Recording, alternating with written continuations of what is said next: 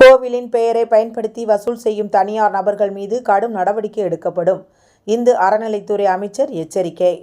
வன விலங்குகளின் உடல்நிலையை பாதிக்கும் மருதமலை மலையை சுற்றியுள்ள குப்பை கழிவுகளை அகற்ற பெருந்திட்டம் மேற்கொள்ளப்படும். அமைச்சர் சேகர்பாபு. கோவையில் பல்வேறு நிகழ்ச்சிகளில் கலந்து கொள்ள வந்த இந்து அறநிலைத்துறை அமைச்சர் சேகர்பாபு மருதமலை கோவிலில் ஆய்வு செய்தார். மருதமலையில் ஆசியாவிலேயே மிகப்பெரிய முருகன் சிலை அமைக்கும் இடத்தை ஆய்வு செய்த பின்னர் பக்தர்களுக்கு வசதிக்காக அமைக்கப்பட்டு வரும் லிப்ட் பணிகளை பார்வையிட்டார். தமிழ் கடவுள் முருகனுக்கு பெருமை சேர்க்கின்ற வகையில் பல்வேறு வளர்ச்சி பணிகளை இந்து சமய அறநிலையத்துறை மாண்புமிகு முதல்வருடைய வழிகாட்டுதல்படி மேற்கொண்டு வருகின்ற இந்த நல்ல சூழலில் ஆண்டுக்கு ஆண்டு மருதமலைக்கு வருகின்ற பக்தர்களுடைய எண்ணிக்கை கூடிக்கொண்டே இருக்கின்றது. குறைந்த கால அளவிற்குள் இந்த திருக்கோயிலுடைய குடமுழுக்கு நிறைவு பெற்றிருக்கின்றது. திருக்கோயிலுக்கு வருகின்ற பக்தர்களுடைய வசதிக்கேற்ப பேருந்து நிலையம், இப்படி தற்காலிக கொட்டைகளை இயங்க வருகின்ற கடைகள் நிரந்தரமாக்கப்படுதல், வருகின்ற பக்தர்களுக்கு மலையையொட்டி பேருந்து நிலையம் அமைக்கப்பட்டு அங்கே இருந்து கோயிலுக்கு வருகின்ற பொழுது அவர்களுக்கு நிழல் தருகின்ற வகையில் இரண்டு புறமும் மேலே கூரை அமைத்து கண்ணாடி வழியை போல் ஏற்படுத்துகின்ற திட்டமும் தீட்டப்பட்டிருக்கின்றது. இந்த பகுதியிலே ஏற்கனவே நடைபெற்று கொண்டிருக்கின்ற மின்தூக்கியானது பணிகள் விரைவுபடுத்தப்பட்டிருக்கின்றது. ஜூலை மாதத்திற்குள் இந்த பணிகள் நிறைவுற்று பக்தர்கள் பயன்பாட்டிற்கு கொண்டு வரப்படும். அதேபோல் தமிழ் கடவுள் முருகனுக்கு புகழ் சேர்க்கின்ற வகையில் ஆசியாவிலேயே மிக உயரமான 184 அடி உயரம் கொண்ட 80க்கு 60 என்ற சுற்றளவு கொண்ட முருகர் சிலை நிறுவுகின்ற இடத்தை இன்றைக்கு நானும் எங்கள் துறையினுடைய ஆணையாளர் அவர்களும் இந்த மாவட்டத்துடைய மாவட்ட ஆட்சித்தலைவரும் நம்முடைய சட்டப்பேரவை முன்னாள் உறுப்பினர் கார்த்திக் அவர்களும் இந்த திருக்கோயிலுடைய அறங்காவலர் குழு தலைவர் ஜெயக்குமார் அவர்களும் திருக்கோயிலுடைய அறங்காவலர் குழு உறுப்பினர்களும் பார்வையிட்டிருக்கின்றோம்.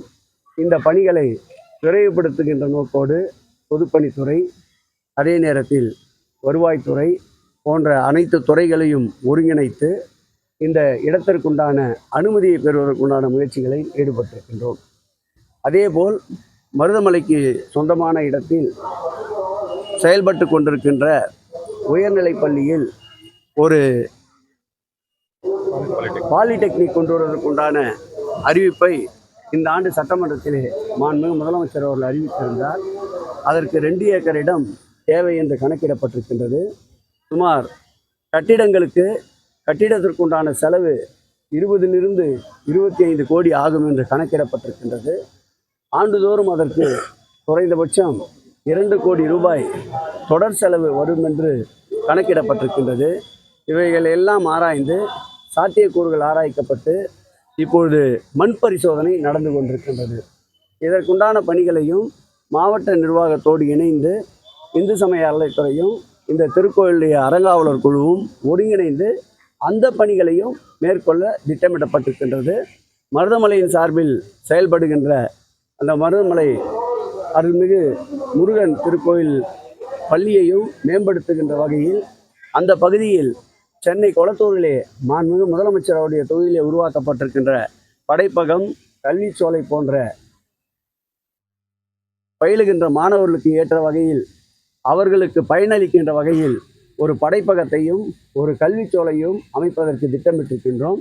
எங்களுடைய துறையுடைய ஆணையாளரும் இந்த மாவட்டத்துடைய மாவட்ட ஆட்சித்தலைவரும் அறங்காவலர் குழுவும் ஒருங்கிணைந்து அதற்குண்டான பணிகளையும் மேற்கொள்ள திட்டமிட்டிருக்கின்றோம். ஆகவே அறம் சார்ந்த பணி என்பதால் இந்த கல்வியிலும் அதிக கவனம் செலுத்துகின்ற ஒரு துறையாக இந்து சமய அறநிலையத்துறை இருக்கின்றது.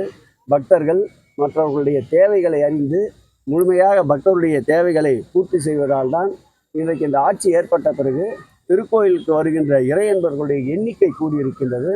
அப்படி எண்ணிக்கை கூடுகின்ற போது அவர்களுக்கு தேவையான வசதிகளையும் அடிப்படை தேவைகளையும் நிறைவேற்றுவதற்காகத்தான் இப்படிப்பட்ட கள ஆய்வில் ஈடுபட்டிருக்கின்றோம். மருதமலையை சுற்றியும் வந்துட்டு குப்பை கழிவுகள் இருக்கிறதுனால வனவிலங்குகள் ஒழுங்குபடுத்துவதற்காக தான் பெருந்திட்ட வரைவை ஏற்படுத்தி இருக்கின்றோம். இந்த பெருந்திட்ட வரைவு வெகு விரைவில் இந்த பணிகள் துவங்க இருக்கின்றது. இந்த பணிகள்லாம் நிறைவேறுகின்ற பொழுது குறைகள் என்பதே கண்ணுக்கு தெரியாமல் மறைந்துவிடும்.